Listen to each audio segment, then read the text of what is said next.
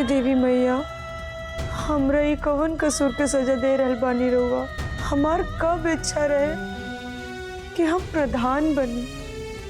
हम तो अम्मा जी के हार के दर्द कम करे खातिर प्रधान की उम्मीदवारी खातिर सामने आई नहीं है, और आज सबके ई लाग रहल बा कि हम अपना स्वार्थ में सब कुछ कहनी है।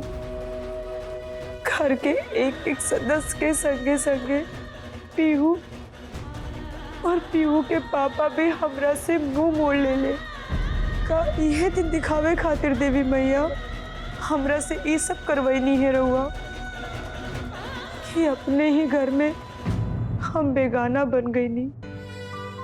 हमरा प्रधानी ना, बस हमरा परिवार के एकता चाहिए देवी माई।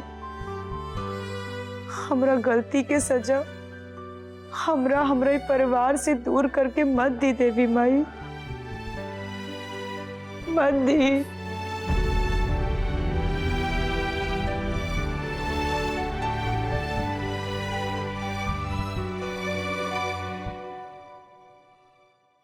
एह में तार कोनो गलती नहीं के कन्या।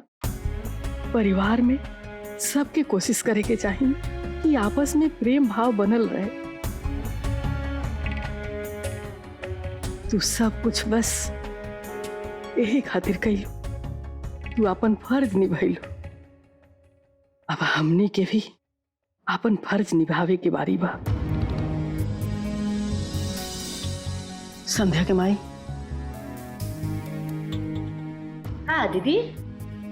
ये हमनी के परिवार के जगह जमीन जायदाद के सब कागज है। हमनी के घर पे बंटवारा के खतरा मंडरा रहल बा, और हमनी के ये खतरा से एक घर के बचावे के बा। आज मोहिनी अलमारी खोल के इस सब जमीन के कागज देखत रही है। उनका लागत अनु कि घर में जौन कुछ भी हो रहल बा उनका साथे अन्याय हो रहा बा। वो ये खातिर कि वो पट्टीदार के पतो है, वो बबुआ जी के फैसला से खुश नहीं की। दीदी वहाँ के फैसला से तो क्यों खुश नहीं किए? तो एकर का मतलब है कि घर के बंटवारा कर दिया जाओ? संध्या के माई, हमने के दोनों गोतनी के मिल के एक घर के बंटवारा से बचावे के पड़ी। देखा, अगर तारा से बबुआ जी अकेले नहीं खन समझत तो चला हमू तारा साथे उनका के समझाए के कोशिश कर। वहाँ के जौन कुछ भी नियम कायदा कानून नया बनौले बनी घर खातिर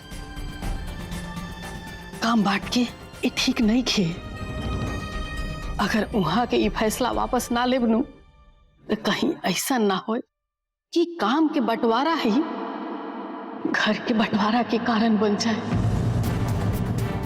संध्या के माई, अब जौन कुछ भी भइल ना, इस सब भुला के हम दोनों की सबसे पहला जिम्मेदारी यही बा ये घर के बंटवारा से बचावे की। पर दीदी हमने के समझावला से भी का हो सकेला? ऐसे भी दुल्हन तब प्रधान बनिए जाई है, तुमरा बाहर होके काम करे के पड़ी। हाँ, एक आदमी तो घर के काम और बाहर के काम एक साथ तो कर ना सकेला। कहीं एक ही जगह के तो काम करिए, और पता चलल कि हमने के समझा गई नहीं जा और उल्टा लेने के देनी ना पड़ जाए और काम खराब हो जाए। हाँ, वही तो हमने के अमर के बाबूजी काम बटले बड़ा। ऐसा ना होके कि अब दिन बांट देस काम खाती। लेकिन संध्या के माई, हमने कैसे चुपचाप ये सब देख भी तो नहीं जा सकत नु।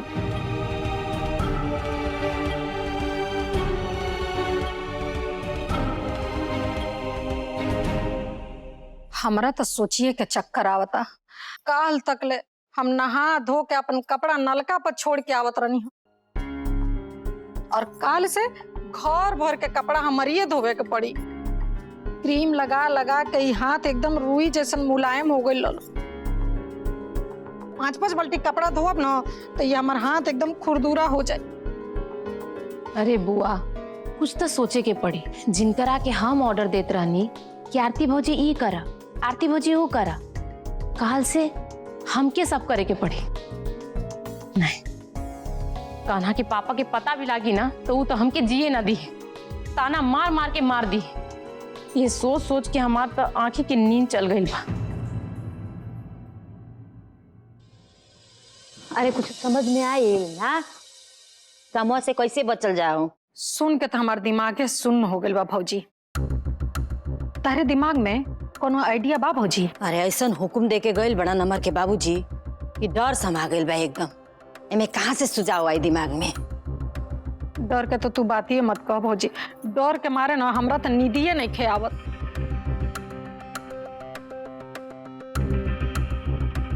सुबह के 4 बज गए, कोनो रास्ता नहीं निकलल। अब जौन होई काल देखल जाई भौजी। हाँ बुआ, अब काल ही देखल जाई कि का हो सकता। और ऐसे भी अमर के बाबूजी बाहर आ गइल बड़न। अब उठला पर कोनो रास्ता निकालल जाई। अब चला लोग। ये अच्छा बा कि बाबूजी कल नहीं खे, कल तम लंबा तान के देर तक सुतब। चलो लोग, चले के चलो चलो।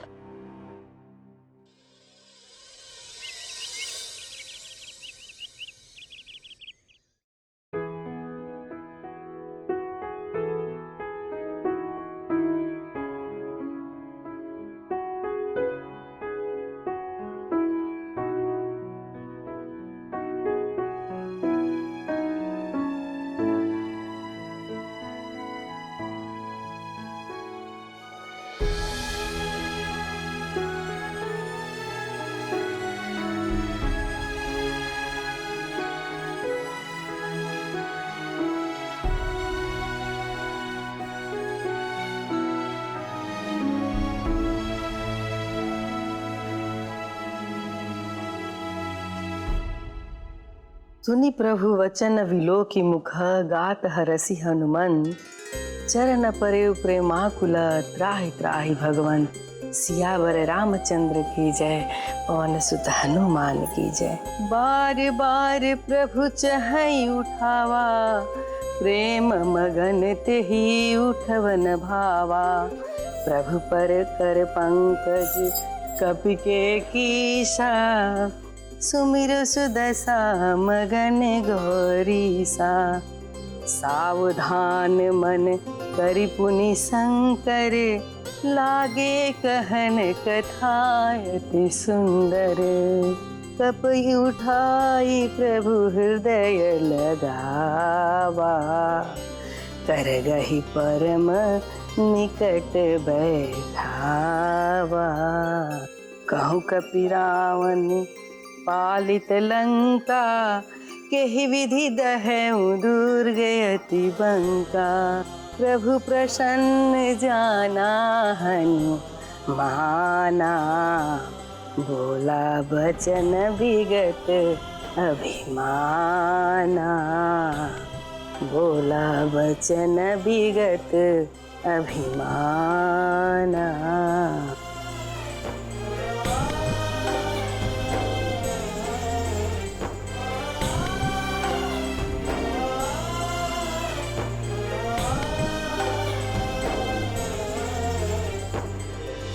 भौजी, कन्या ऐसन बानी कि कोनो तरह की दिक्कत होके उसका झट से निदान कर देली। यही से तो तेरा लोग के यहाँ बुला लियल बानी। यही से तो आई बानी जा, जाके उनका बुला लावा। हमनियों के अपन समस्या के हल समझ लियल जाए।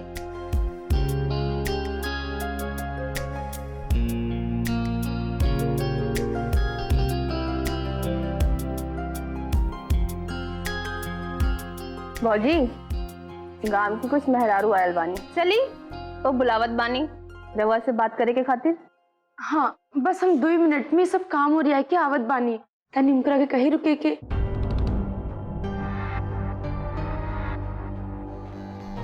अभी आवत बानी।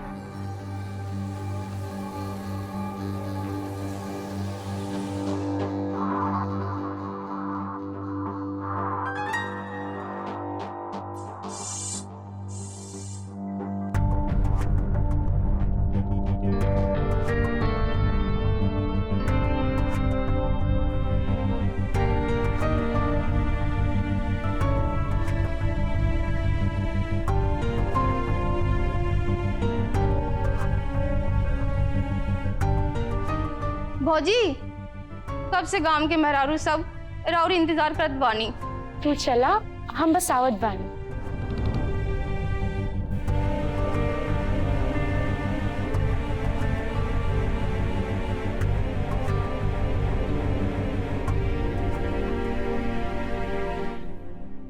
अभी प्रधान बने बिना ही ई हाल बा, बन जाइए तो दुर्गति करा दिए। एक बारी और देख के आवा, ना आइए तो हमनी के जात बानी।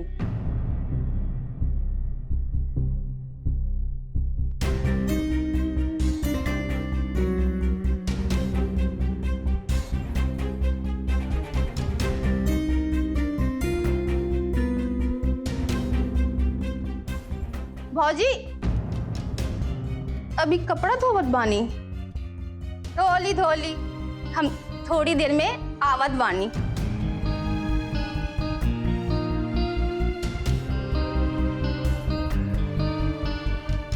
बड़ा बड़ाई करत रहलू है ना। ई कन्या चुटकी बजाकर समस्या खत्म कर देले। ई तो अपने समस्या का पहाड़ खुदे खड़ा कर ले बानी।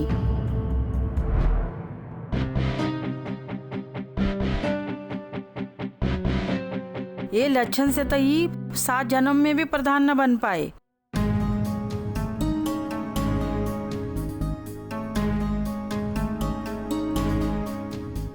के देई ऐसन प्रधान के वोट जेकरा जनता के बात सुने खातिर समय नहीं।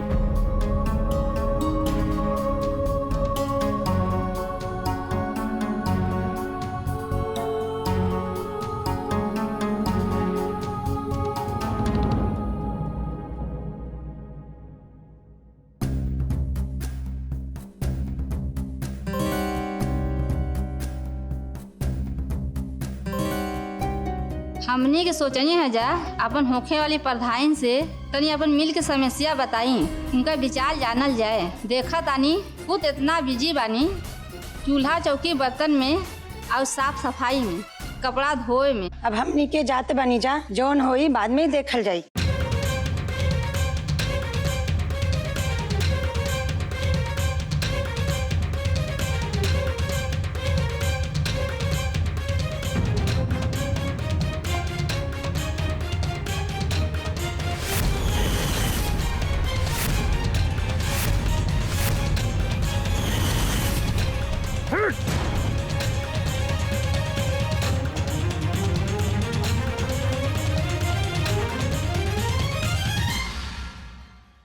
भौजी है ना तो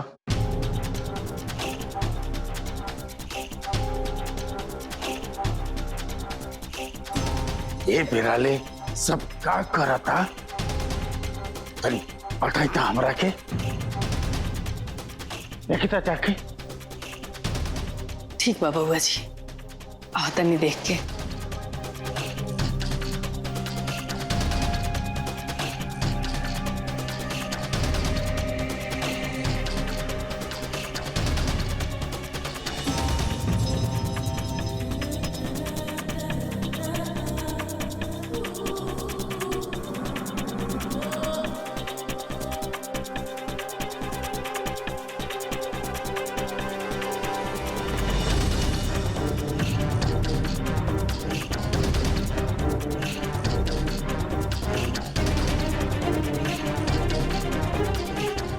हे भगवान, इहो अभी तक सुतल बाड़ी।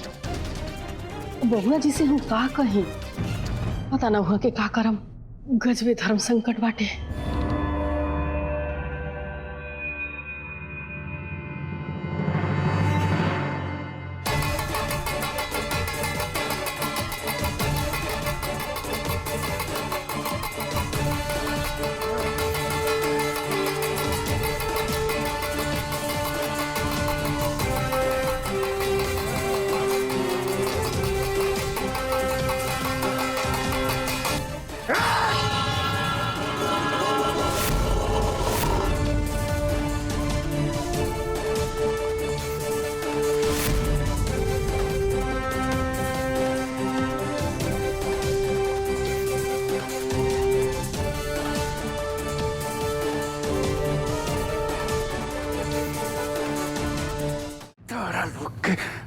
जगावे खातिर घर में घड़ियाल और मुंगली राखी के पड़ी क्या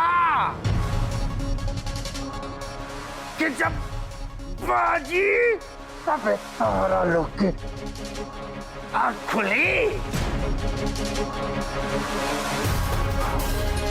सबके काम बांट के बाहर गुल रोनी। हाँ कि आज सुबह से सब लोग आपन आपन काम करत होई।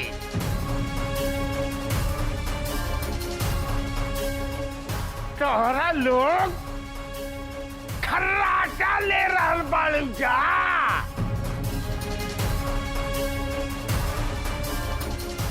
जेकरा चुनाव लड़े के बाद उ घर में चूल्हा चौकी बर्तन कर रहल बिया, कपड़ा के साफ सफाई में लागल बिया।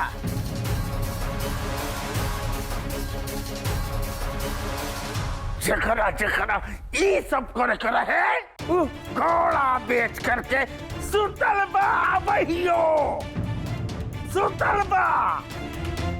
कन्या से मिले खातिर कितना बाहर के औरत आकर के लौट गेली सब। इनकरा काम करे से टाइम में न मिलल हो तो हम सब जाके काम काहे न कौला हो।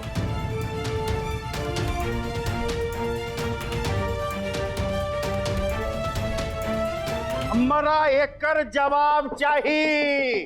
बाबूजी, रउआ पहले जवाब मांगी, ओकरा से पहले हम रउआ से एगो जवाब चाहते नहीं कि रउआ बहुत मेहनत करके विरासत खड़ा कैले बानी और विरासत खातिर रउआ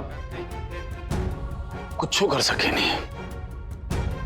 लेकिन बाबूजी एकर मतलब ही तो नहीं के ना कि एगो बहू के चुनाव में आगे बढ़ावे खातिर रउआ घर के बाकी के सारा लोग के मान सम्मान के नजरअंदाज कर दी।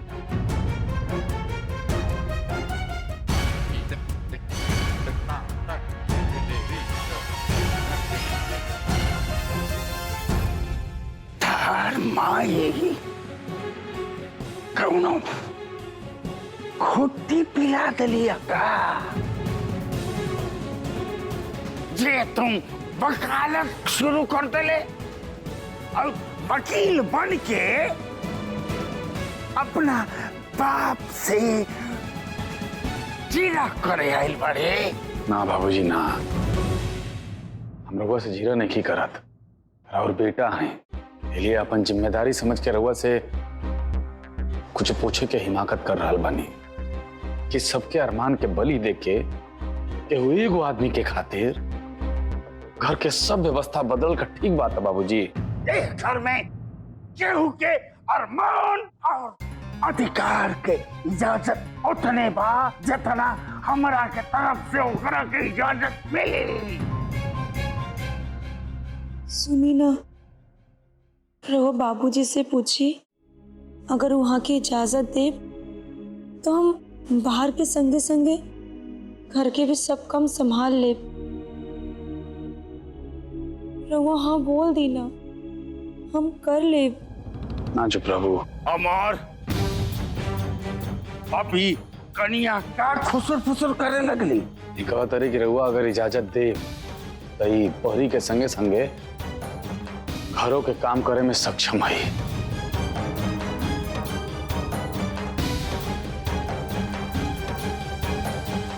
हमरा क्यों के एहसान नहीं के लेवे के। हमने के सब जने के पता बा कि कन्या काहे हमने पे एहसान करी चाहतड़ी। नीचा देखावे के ना इ नया पैतरा बा इनकर। एकदम ठीक कहा तड़ू बुआ, कि तब बाबूजी के इहे बतावल चाहतड़ी हम सब जनी काहिल हई जा, हमनी के अंग में घून लग गइल बा, हम सब काम नहीं कर सकत। काहे ये बतावल चाहतड़ू ना बाबूजी के, बोला। अब माना तानी कि दीदी सब काम कर दिया, लेकिन हमरा के तो दीदी के निजी सहायक बन के सब काम करे के पड़ी नु कि दीदी वो काम खुद ही कर लियन। भौजी छोटकी दुल्हन के बता दही कन्या के सहायता कई काम ना इनकर कर्तव्य बात और जवन हम काले बानी वो सबके करही के पड़ी।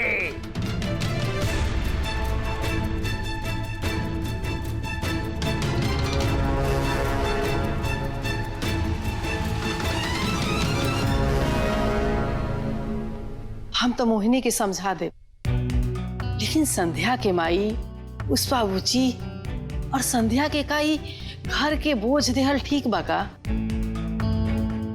जरा कुछ ऐसा करी ताकि घर के माहौल भी ठीक हो जाए।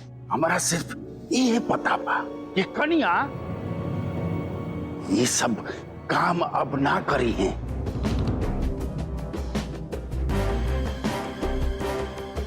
बाकी का करे के बा तहरा लोग सोच ला लोग।